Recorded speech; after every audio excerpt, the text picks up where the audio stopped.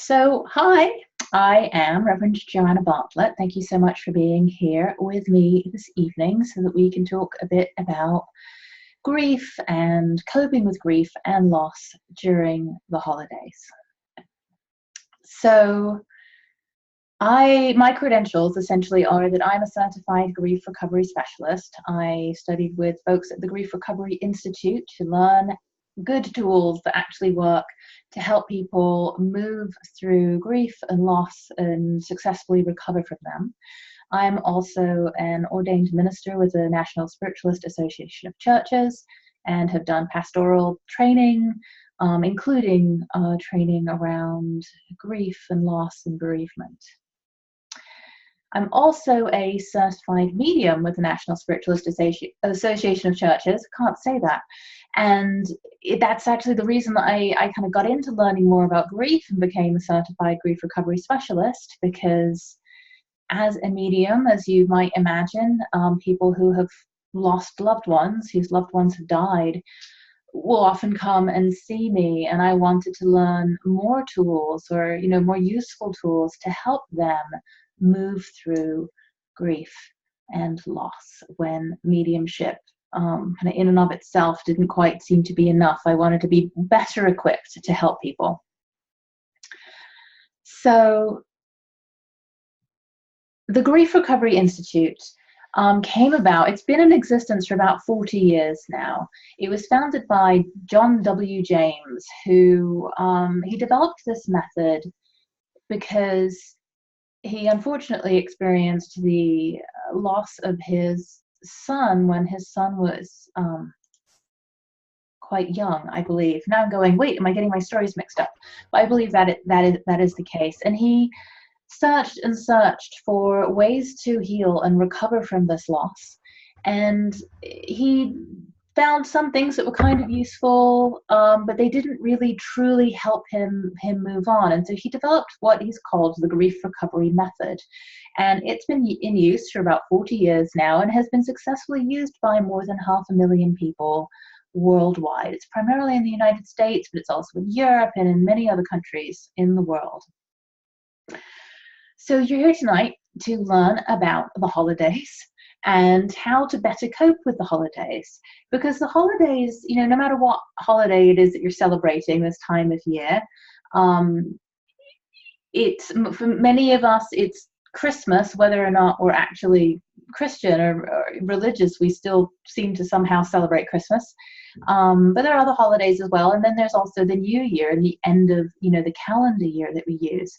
And that causes the holidays to often be stressful for many people. And also causes an increase in your emotional distress that you feel, such as sadness or negative emotions like anger. And it's totally normal. I guess that's a good thing for you to know, is that you are not alone in how you are feeling around the holidays. And there's very good reasons that you are feeling this way. Before we can really get into the emotional aspect of the holidays, though, we need to talk a little bit about loss. So usually when you ask people, what is loss? What causes loss? The two reasons that they most often come up with are death and divorce. And those are definitely causes of loss. And you could be causes of huge amounts of grief. But it's not just death and divorce. There are like more than 40 types of losses that we experience in our lives. And so some of these include moving, especially if you move as a child, or you move, when you think you're going to get to go back to the place that you used to live and you don't, or it's not fully explained to you. Career changes of any kind, good and bad, even retirement can be a loss. Health changes, breakup of a romantic relationship, financial changes are lost, as is the death of a pet. And that is a loss that we often really discount. Like we say, oh, I'm so sorry, in the moment that it happens. And then it's kind of like, aren't you over that yet a week later? Growing up in an abusive home can also cause huge losses, loss of trust, loss of safety, loss of control of your body. in a home where you've been neglected, perhaps. Can have a loss of identity and loss of connection to the people around you, and loss of trust with them because your needs, your very basic and normal needs, are not being met. So grief is the normal and natural response to loss of any kind. It is completely normal to feel grief when any of these losses occurs. If you didn't feel any grief at all, if you didn't feel any sadness or anger or confusion or even relief sometimes, depending on what it is that's happened, that would be abnormal. How you're feeling is completely normal.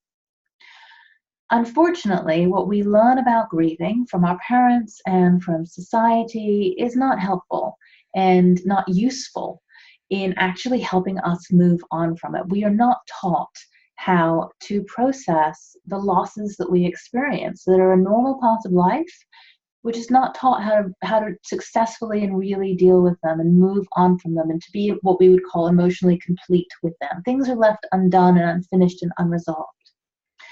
Because we weren't raised in families. I wasn't raised in a family, certainly, that taught me how to deal with loss. And we don't live in a society that honors the emotional processing that's necessary to heal from loss. We're not given the time, we're not given the space, we're not given the tools to be able to actually process the stuff and move on from it. And so what that means is that we are left with unresolved grief from these losses. Almost all of us are grieving in some way. If you think about the losses that have occurred in your life, like, we all have losses. We've all experienced losses. And so we're all grieving because we haven't been able to move on, really, truly move on and resolve these losses. So this can show up in different ways in our lives and in ourselves. And so ways that you know that you or somebody else in your life is grieving. Ways that it shows up is depression, feelings of depression, lack of energy, because carrying around unresolved grief is exhausting. Imagine, carrying baggage around with you. It's exhausting to be carrying that emotional weight. Emotional weight is real weight that you're carrying with you. Not being present or out of the moment, like you might physically be there, but you don't really feel like you're there. You don't feel connected to the people that you are with. You're just not emotionally present or you're not mentally present. You are out of the moment. You are somewhere else in your mind. Overacting is a symptom or sign of grief. Overreacting to something, anything that happens that you you look back at it perhaps later in the day or some other time and you go, oh, that thing actually deserved, this much emotional energy, this much response to it. And I responded with this much energy. I gave it way too much energy, more than it truly needed. Low-grade anger, having that emotional irritability or prickliness that it's like if you try to drive anywhere at this time of year. I think I have a working theory, that the closer we actually get to Christmas and to the end of the year, the less people know how to drive. It's like we've all forgotten. And I do this too. I noticed it going into the grocery store earlier this week, that nobody seemed to remember how to drive. Like we're all just we've forgotten somehow. And on the way out of the store, I was actually in a rush because I had to go pick up a kid who was sick at school, and I started driving like an idiot too. And because it's like we have this irritability and this that's going on within us all the time. Isolation is another way that grief shows up in our lives. Isolating ourselves, removing ourselves from other people and from situations that just maybe feel too hard to deal with or to cope with. We just want to be on our own. We want to maybe just be under the covers with a box of cookies and some Netflix, and just I just want to hibernate. My mom used to be that way. She wanted to just hibernate through the winter. She didn't want to have anything to do with it. She just wanted to curl up in bed and be on her own, and that was it. Repeating behaviors that we don't really want to do, doing things that we go, okay, I don't really, it's not really good for you, or it's not what you want to do. Like maybe, you're going to sit down to just watch one show on TV and you end up, binge watching an entire season on Netflix, or you're just going to get on Facebook for a minute just to see what's up, just to feel a bit more, connected to the world. And then you realize that 20 minutes later or longer, you are still scrolling and scrolling and scrolling through your feed, thinking maybe sometime you're going to find something that makes you feel better. And you know that this isn't what you really want to do. Or maybe it's having, you're going to have one drink and you end up having 3 or 5 or 10 or however many. Feeling stuck as well, like feeling of that that things could be different or should be different, but they're not, and you don't know how to get there. All of these are signs of grief. I mentioned earlier about how, society and our families just don't teach us healthy ways of dealing with grief and loss, and instead, unfortunately, they teach us all kinds of unhelpful things and information. And one of these myths is that time will heal all wounds. And time doesn't heal all wounds. Time plus the right action, time plus doing something that's actually helpful heals. But time on its own doesn't. And when we're not given useful and correct information to take the actions, then time does nothing really. Time really just doesn't really help very much. Our unresolved grief and our emotional wounds just come right with us through time. I mean, we talk about like people having emotional baggage, right? The stuff from the past that we just we put it on, we pile it on, we carry it around. It's really heavy. And we talk about people having baggage, and we don't put it down because we don't know how to put it down. And it's interesting, this idea, this myth that time heals wounds, because if it was a physical wound, right? If I had this huge gash in my arm and it was gushing blood everywhere, we wouldn't just look at it and go, it'll get better in time. Time will heal that. That's not a problem. We would say, you need to go get medical attention right now. You need to take care of that. Do the right things. Stitch it up, replace the blood maybe. And then, in time, with the right action, that wound will heal. But when we have this emotional loss, we kind of just don't do anything. We don't do anything useful. And we just continue with these losses without healing them. So some examples from my own experience. Emotional wounds that I experienced, this is just during my own childhood. So my parents got divorced when I was young. I experienced, unfortunately, sexual assaults also when I was young. Our dog that we had when I was a kid got rehomed. I'm actually not completely sure if the dog was rehomed or put down, because I was just told that Trixie went to the farm, and I'm not sure if the farm was a euphemism for sorry, the dog's not alive anymore because she was too much trouble, or the dog actually did find another home. My mom was depressed during that time after my parents were divorced, and so in some ways she wasn't there for me the way that I would have liked her to be, especially during my teenage years. My dad was emotionally distant and not accessible, and my stepmom didn't like me. She didn't actually want me or my brother to exist, and so wasn't very nice to us. Then I moved to another country, and so I had a loss of home, a loss of my homeland, where I experienced more sexual assaults and abuse and harassment as I continued to grow up. I experienced a lot of bullying at school. I guess you would call it bullying. It was just horrible middle school experiences. We also had financial issues during this time where my mom was really worried about money a lot, and that affected our lives. I then experienced kind of physical and emotional neglect from my mom and was left to live alone a lot of the time during those middle school years. And then we moved again to another country, and so I lost my newfound home again. After that, I was in a car accident as a teenager and experienced chronic back pain, so that was a loss of health. I had several romantic breakups, even though they were my, puppy love teenage years. They still felt very real to me, those losses. My cat died. And then I experienced more loss of health due to a chronic illness. And this is all before I was 18 years old.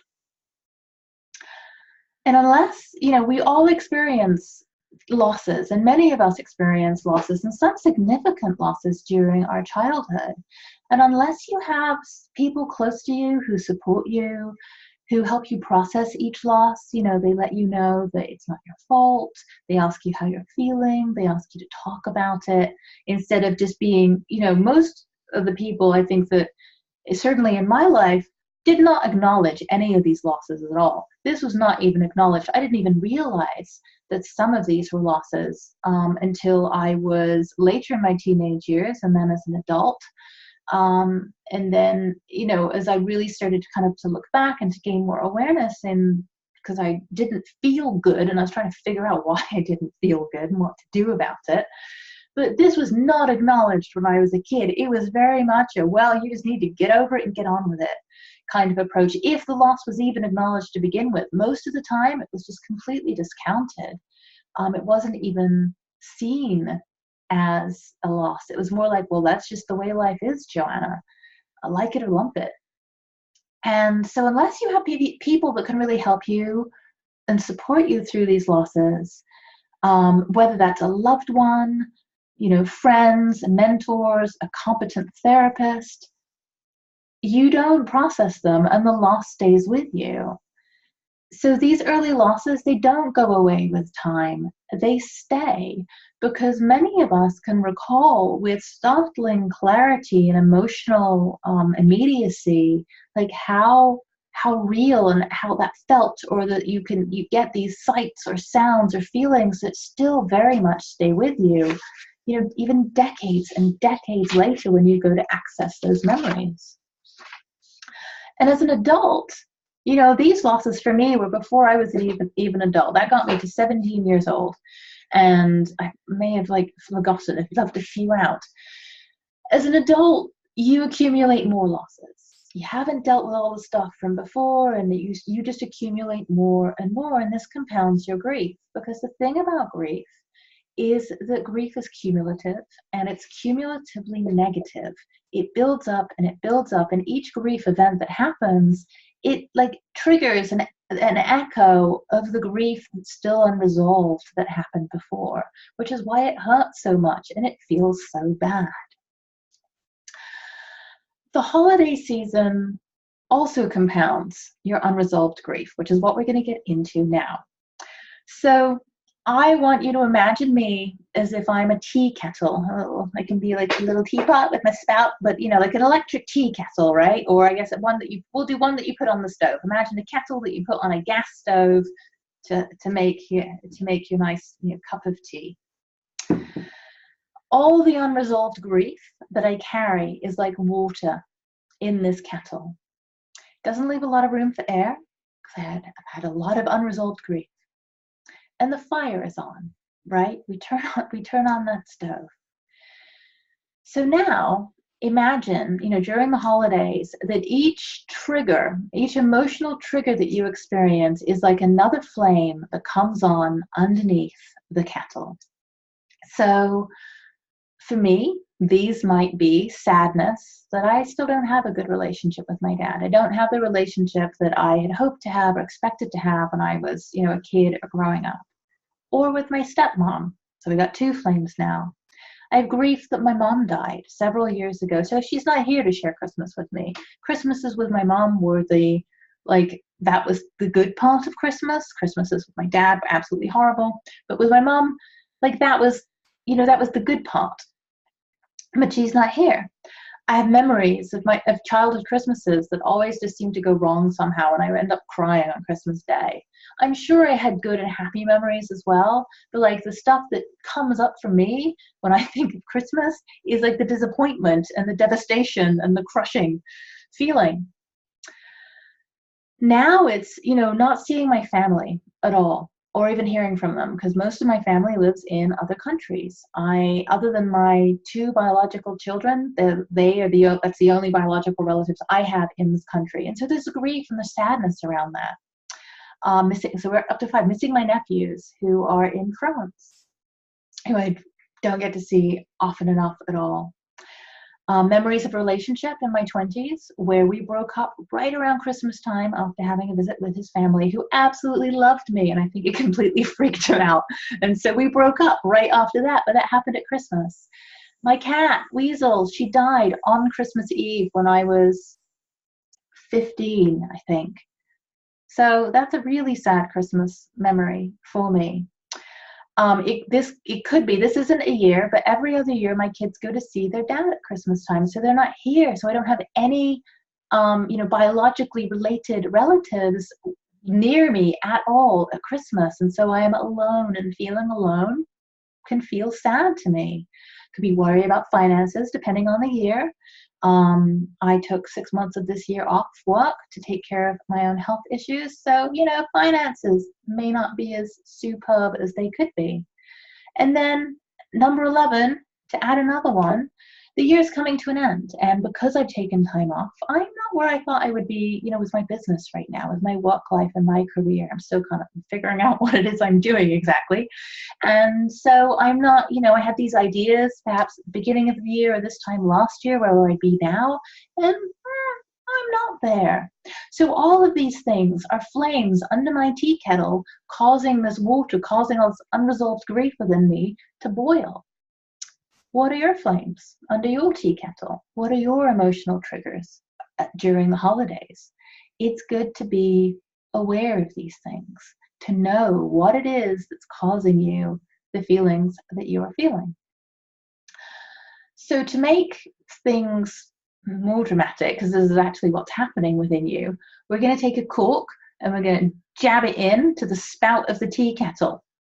Just for fun. No, because this is really what happens during the holidays. So the cork it represents the pressures, both internal and external, that you experience during the holidays. So these are the pressures, all the shoulds that you have for yourself, right? I should be happy. I should be grateful. I should make Christmas nice for my kids so they don't experience Christmas like I did as a kid. I want their experience to be different. I shouldn't feel sad. I should be full joy, like the movies and the TV shows and the commercials, right? I should have the Christmas spirit. I should embody the Christmas spirit. I should be full of light and wonder at this time of year. I need to make Christmas perfect. I need to make it just right. I don't want my kids to have to be sad at all at Christmas. Might be overcompensating a little bit. I should stay in touch with my family better than I do. I should send cards every year, and I should update people that I don't talk to except through Christmas cards, and write a great Christmas letter that is perfect and funny and hits all the right notes. Even if I don't want to, I should do this, right? Lots and lots of flames going on, no release, cork in it, right? Pressure building up and building up and building up. No wonder our emotional distress builds up, because, even without the added stress of the holidays, without, we always have stresses going on. Life is tough enough to deal with when you have unresolved grief. But when, you're already carrying all that unresolved grief around, it's already limiting your capacity for happiness, for joy, to respond to life's everyday situation. With the pressure of the holidays, it's basically a recipe for disaster. And so what usually happens is how we commonly deal with all this unresolved energy that is like building up pressure inside us is we engage in behaviors which the Grief Recovery Institute calls short-term energy relieving behaviors.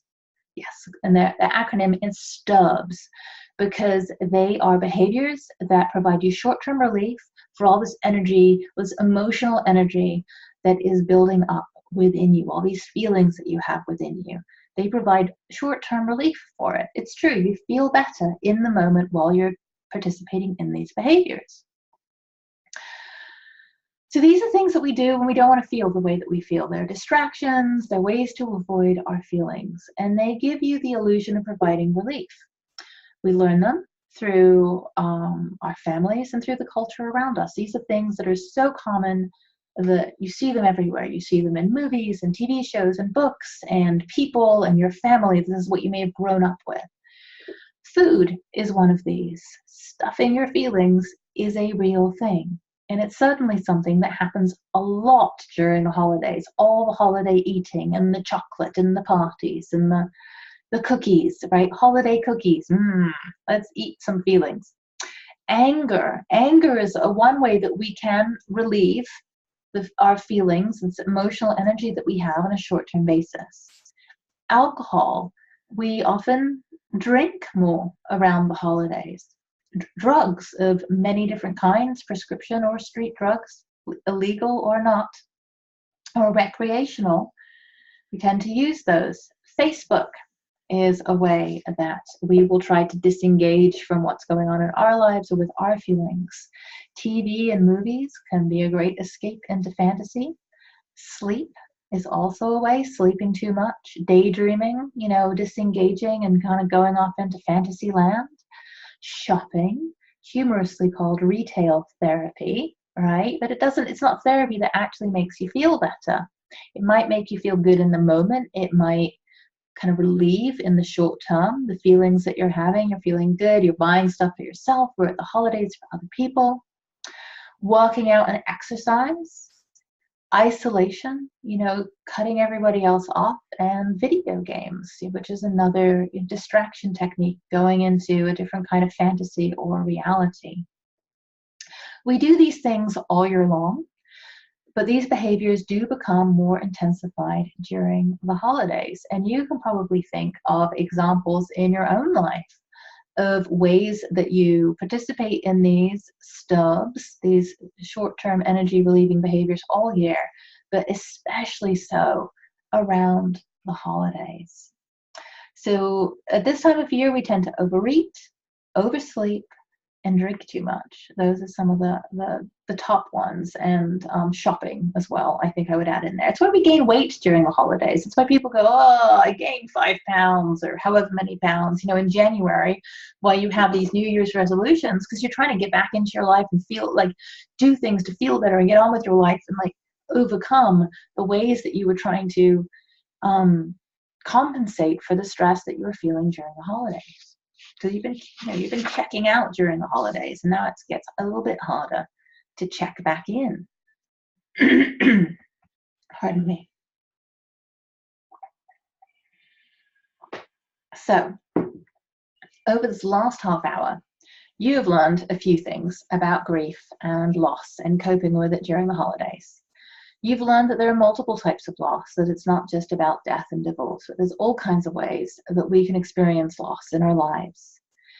You've learned that when you don't have support or the right tools to work through loss, you're left with unresolved grief. You've learned that most of us are grieving in some way. One thing, 20 things, we're all grieving something, pretty much. You've learned that many of the ways that we cope during the holidays are not, and all year, aren't healthy and don't provide long-term relief.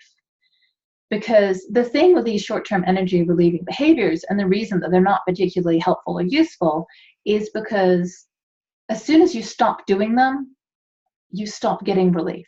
So as soon as I stop scrolling through Facebook, that's it. I'm left with the feelings. I'm left with the unresolved grief. Even things like exercising and working out, which I will say, done to a certain extent, is actually super healthy and wonderful for you, because it helps your physical body be in better shape, and it does actually have emotional benefits as well. It can help reduce anxiety and relieve depression and all of that. But the grief that's still there, that's unresolved, is still there when you're done exercising. You might be a little better equipped to actually handle it and deal with it, but you haven't actually resolved the underlying cause of your feelings. And the holidays, you've learned that the holidays make it all worse, which you may have already known before. So, there you go. Now you know everything there is to know. That's not quite true. So there are healthy ways that you can, healthier ways certainly, to deal with grief and loss and coping with these things during the holiday season. The first way is awareness. So knowing what you know about grief now, and knowing what you know about loss and holiday stress, already puts you in a better place than you were before you watched this. You are already doing better than you were half an hour ago, because you have more awareness now. You have a greater awareness of the losses you've experienced, the things you're carrying inside, and the way that you're responding to those losses, which isn't actually helping you resolve your feelings around those losses. So awareness changes things. Awareness allows you to have this openness so that you can make different decisions, because you don't know what you don't know, right? So if you don't know this information, when you didn't know this information about grief and loss, and that you had unresolved grief, and that you've been carrying it around with you all this time, if you don't know these things, you can't do anything about it. If you don't know that the ways that you've been trying to relieve how you're feeling are, that's what you're doing when you're participating in these activities, if you don't know that, you can't change them. But once you know it, then you can begin to do something new and do something different, and then get different results. So awareness changes things. It may seem very simple, but it's the first step, and it's actually a pretty huge step, honestly. The second way is acceptance. So you've been conditioned to believe that you have to feel a certain way during the holidays, right? I should be happy. I should be grateful. I should embody the spirit of Christmas and bestow that peace and grace and serenity and joy upon everybody I encounter all of the time, right? I should be the spirit of Christmas. That's how I felt about it in the past, and still do, I think. I think I still do actually hold myself to that standard, which is probably kind of ridiculous. So you don't have to feel that way. Take that pressure off yourself. You do not have to love this season. You can accept that you don't love it, or you don't love it this year, perhaps, because this acceptance basically removes the cork from your tea kettle, and it relieves the pressure.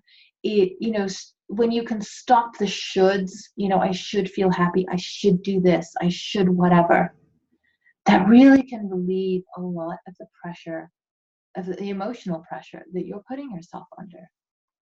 So instead, acknowledge your feelings. Instead of trying to push them away or distract yourself from them or avoid them, acknowledge them. That means if you see a movie or a commercial or whatever with a perfect happy family all together at Christmas time, and it makes you feel sad, okay, it makes you feel sad. It's okay to feel sad, right? It's okay to miss loved ones who have died, or to wish you were further along in your life or in your career than you are right now. It's okay that you feel that way. You are allowed to feel that way. You're allowed to feel sad at Christmas. You're allowed to feel disappointed at the end of the year. Accept these feelings that you have. You have them. Not accepting them and resisting them and pushing them away isn't actually going to make them change. It's like if somebody tells you don't feel bad when something has happened, right? Something bad or difficult has happened in your life, something painful has happened, and somebody, well-meaning person, says, don't feel bad. Intellectual comment here. At least you have this. At least whatever, right? You still feel bad. That intellectual comment may be true, right? And what is also true is you still feel bad. You still feel this loss. It hasn't just poof, gone away because somebody said don't feel bad. You're going to feel bad if you're feeling bad. It's allowed. You might as well accept it and acknowledge it, because that is actually the easiest and fastest way to feeling something different. If you are going to feel something different, maybe you're not, and that is okay. So acceptance allows you to acknowledge what you're really feeling.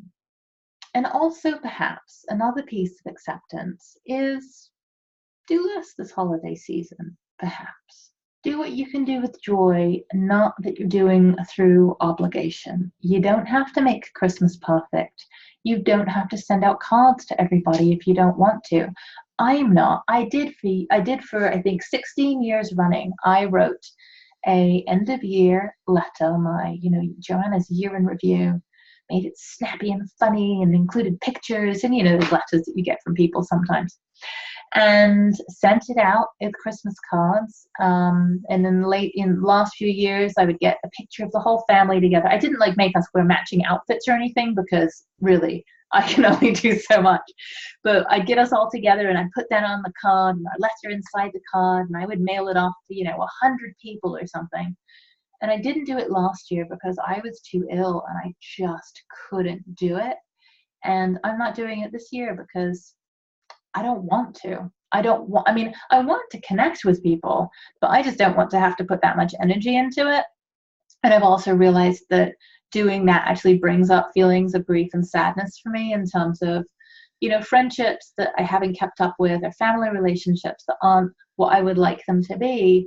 And I'm just going to give myself a break. And if I get in the mood to actually do 1 or 2 cards or something, or however many I feel like, then I'll do them. But I'm letting myself off the hook in terms of that obligation. I broke my, 16-year streak last year anyway. So what's another year? They can they can manage without my card for another year. If there's things that you can not do that you can skip because it's too much pressure that you're putting on yourself to try to make it perfect, to try to make it whatever it should be, do it. I mean, there are traditions that feel good to do. I still am hoping that maybe this weekend I can make some snowball cookies with the kids, because that is one thing I like to do, plus they're tasty. Well, that gets into the food eating, which I've certainly been doing this last week or two. I've noticed myself doing it and going, Joanna, what's up with you're starving with these things? That's interesting. But we have a tree up. It has 6 ornaments on it at the moment, and hopefully we'll actually finish decorating it before Christmas Eve. We'll get it together and do it. But I was going to do it this weekend, and I realized I'm not feeling good. I'm on the tail end of a migraine, and nobody's helping me. So I'm not going to decorate the Christmas tree feeling grumpy and obligated. I mean, why? If I don't have any joy in it, I'm just not going to do it. And if it doesn't get done, it doesn't get done, I guess. So do what you can to let yourself off the hook a bit. Do the things that you actually enjoy, that feel good to you, that bring you joy. And acknowledge the feelings that you do have. It's okay that you have them. The third way is to find a new relationship with your STIRPs. Realize that these short-term energy relieving behaviors you're engaging in are not going to, they're not the solution to your unresolved grief. They provide quick, short-term relief. Often, they also have damaging longer-term effects, especially overeating of food or alcohol or losing yourself, to an excess in fantasy or, that kind of thing. They can have bad long-term effects. You're still going to use stubs this holiday season, even though you know about them now, even though you know what they are and you may catch yourself doing it, you're still going to do it. I'm still doing it at times, less so than before, but I still will catch myself sometimes just wanting to, for me, it's eating. Food is a big one, is I will just I want to eat cookies or something, or chocolate, or ice cream, or actually whipped cream has been, this is my guilty confession, is that I'm eating dairy again. And so I got this lovely, pasture fed, whatever, organic, heavy whipping cream. And I found myself just eating out of the container the other night because I felt like I needed something. I felt uncomfortable inside. I was feeling these emotions. I didn't know what to do with them, or I wasn't quite aware that that's what was going on. I'm and I didn't want to start actually whipping the cream and just have a bowl of whipped cream, because that seemed that was just outrageous and too much. So I just was shaking it in the carton to try and make it thick enough that it would be a bit thicker. And so you're going to use, stubs are going to happen in your life. You're going to have these behaviors, but instead of you trying to use them as a solution to your feelings, you can begin to learn to use them as an indicator of your feelings. So now for me, when stuff like that pops up, I can go, I'm doing this thing. I can ask myself, the question, what is it that I don't want to feel? What is going on beneath this behavior that I'm doing? And so when you find yourself doing any of those things, isolation, hiding away from others, anger, escaping into fantasy books, Facebook, TV, video games, even exercising too much, because you can like overdo it on the exercise. Sometimes you can like do it as a way to escape what you're feeling as opposed to just be healthy. You know, those kinds of things. When you find yourself doing them, ask yourself, what is it that I don't want to feel right now? What am I trying to avoid? Okay, so ask yourself and be willing to be surprised. You don't necessarily know what the answer is going to be. Be willing to be surprised and then write it down. Whatever it is that comes up, just write it down. Get a journal and pour your heart out into it. Write about the emotions that come up for you, especially those strong emotions like anger, fear, anxiety, shame. Let it out. This kind of writing is like a release. It's a the steam valve, you know, to release the steam. It's about to release the steam on your tea kettle, and so that things don't build up so much within you. It's a way to just to let it out.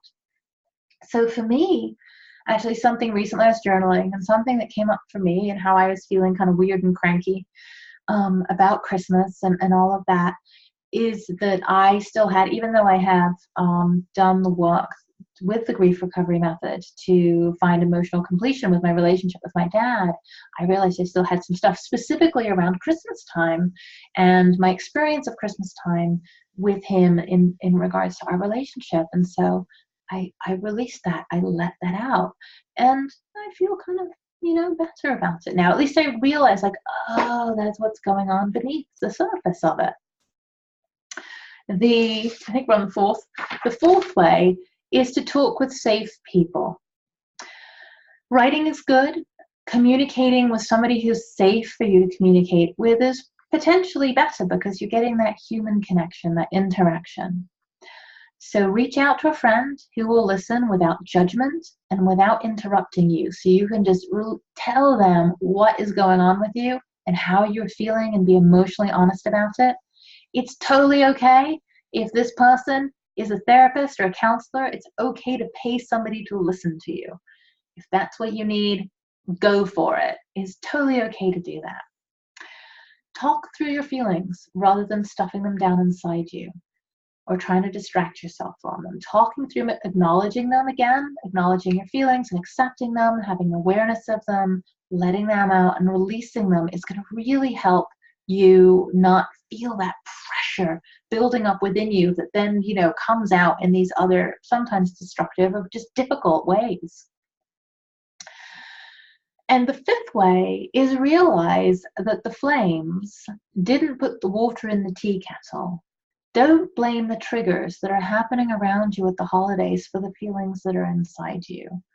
You know, the triggers, like perhaps seeing certain relatives, right? That can be a trigger for some people. It's like, oh, I have to go spend time with this person, or I have to go to this house, or I have to, whatever it is. Those, or, TV commercials, or whatever it is, the things that are triggering you, they didn't put that unresolved grief. Well, in some cases, they may be because of those relationships, you have this unresolved grief, but they're not the same thing. And so, you might believe that if you could just steer clear of certain family members or sleep through the holidays, or perhaps, stay slightly buzzed enough or isolate yourself enough, then you're taking care of your emotional health and you can get through it. But you're not. These flames, these triggers, really what they are making you aware of what is inside you and what is still emotionally unresolved. Some of us might go as far to say that they are gifts, these things that, that trigger you emotionally, to say this means that there is something unresolved going on with you at the moment that you need to deal with and you need to look at some point. Do what you can to get through the holidays, right? To really take care of yourself, to relieve the pressure, the emotional pressure that you're experiencing by having an awareness of it, by acknowledging it and accepting it, by writing about it or talking about it with somebody safe. And then perhaps consider doing the work that you need to do so that you can actually resolve what is unresolved within you, so that these things don't trigger you to begin with. So if you want to go deeper with this and learn more tools, I do offer a structured program, which is the Grief Recovery Method, and it uses the Grief Recovery Handbook. You can also, I will say, if you are a do-it-yourself kind of person, which I happen to be, so I can't speak against it in any way, you can get a copy of the Grief Recovery Handbook. Hold on, I have one over here, which I forgot to get out before. This is the Grief Recovery Handbook by John W. James and Russell Friedman. Has step-by-step instructions on how to use the Grief Recovery Method with like a partner, with somebody that you just find in your life. So this is an option for you. And I'm also offering an 8-week class. It's an 8-week grief recovery group class that will start in January. This year, it's starting January 14th of 2019 on Mondays from 7 to 9 p.m. I'm offering this at pay from your heart pricing because I want it to be available to as many people as possible. Financial, stuff, whatever, right? And so I'm offering it at pay from your heart pricing with a guideline of between $99 to $399 for the 8-week class. It includes the book.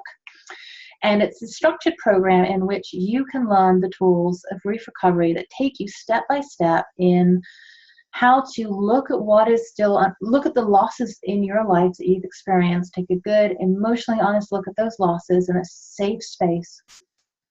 Determine what's unresolved for you, what's still unfinished and not completed, and choose one relationship in your life in which you can learn the tools to find emotional completion with that relationship.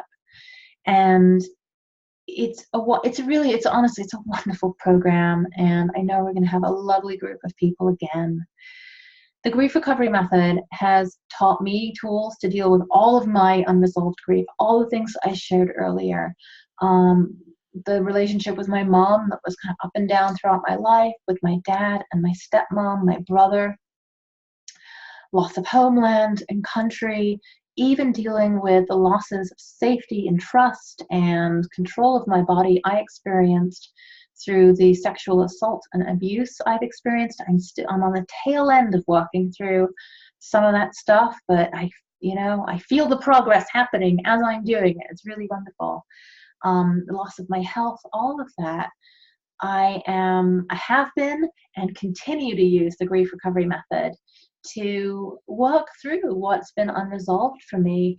And for me, it's been something that has helped me, I think, probably more than just about anything else I have tried. And I've gone, partly honestly, I will credit partly this is due to the Grief Recovery Method and the work I've done with it, also partly from a change in my diet as well.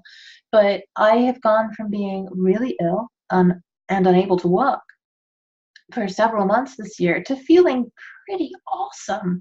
I still feel sadness at times. I still feel grief. Something came up for me, like I said recently, about my dad. I realized, this part is still unresolved. And so I dealt with it. I completed that part too for me. And so I still feel normal human emotions, but I am so much better able and equipped to deal with life and the things that come up, and especially the stresses that come up around the holiday season. So I totally recommend this method to you. I hope this has been helpful this evening for you. If you have any questions, please reach out to me. I'll be posting this video on a couple different online platforms later on. And so if you're seeing this on there, feel free to reach out to me through that platform, and I will be glad to help you in whatever way I can. So if there's anybody who's on this call has any questions that they want to ask this evening, you can go ahead and do that now. Or if not, I'll give you a minute or so. And if not, then I will wish you the best holiday that you can possibly have.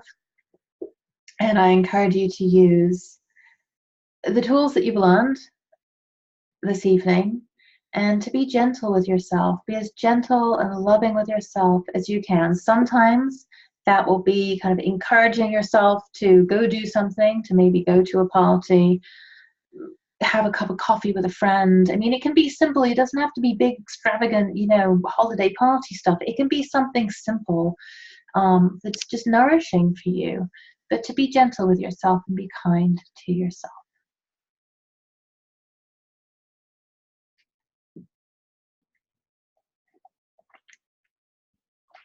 All right, I don't see any questions. So I am going to wish you a happy holidays and a happy new year. And again, if you're interested in going deeper with this, please just reach out to me. Take care. Bye.